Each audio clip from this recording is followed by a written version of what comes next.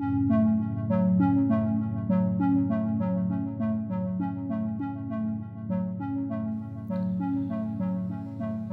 want to start, or do you want me to start? He was the first African American on the staff of Life magazine. He came from absolutely nothing in rural Kansas and developed a skill set as a photographer, but then later as a filmmaker and as a poet and a cinematographer. Composer of music. Mm-hmm. And he lived until he was 93 years old and spent every day of his life thinking about how he can make a difference in the world and end poverty and discrimination, and the way he did that was through the arts.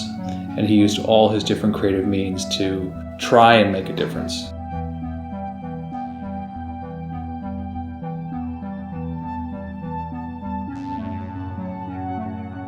Not only was he a great photo essayist, somebody who could do an extended story about a particular subject, and he did that exceedingly well and deeply in many stories over the course of his career as a photojournalist. But he was also really versatile. There are all of these facets to what he photographed, and some of them are resolved as narrative stories. Some of them are particular subjects, like the book we're working on now is about Muhammad Ali. Parks photographed Ali twice, in 1966 and 1970, at bookending moments that were very important in Muhammad Ali's career. At a moment that he was about to be essentially exiled from boxing in 1966, and at a moment when he returned from that exile in 1970. And the fact that Parks photographed him twice for Life magazine means that you can actually look through his eyes now and see one of the most pivotal and important parts of the most important legendary boxing career ever. That same guy photographed poverty in Brazil. That same guy photographed the congregation of a church in Chicago at great length and in great depth. And so a lot of thought goes into what the purpose of the original photo essay was. In other words, what Gordon was after, what he was trying to accomplish. What it is that Life magazine, as the commissioning magazine for most of these stories, what it is that they wanted to accomplish. And we spent a lot of time looking at their decision making, their layouts, their selection of the photographs.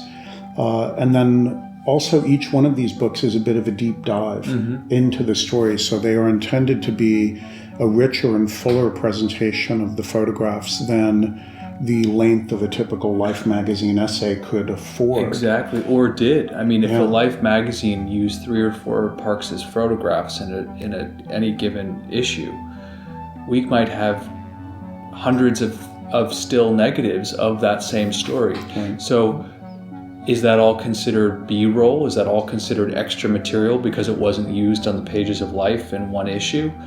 So this is actually, these books are allowing us to really go deep and to focus in on the whole story that Parks was telling, not just what the editors selected for the magazine.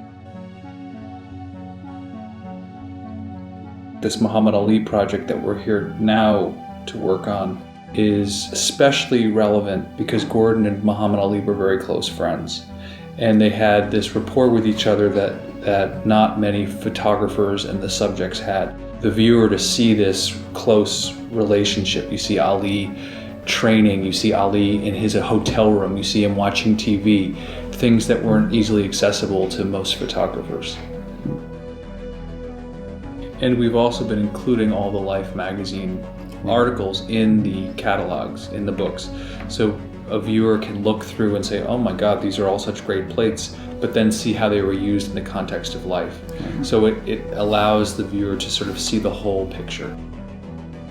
I think of all the American photojournalists who worked for the major magazines like Life magazine, Look magazine, and so forth in the United States between the 30s and the 70s.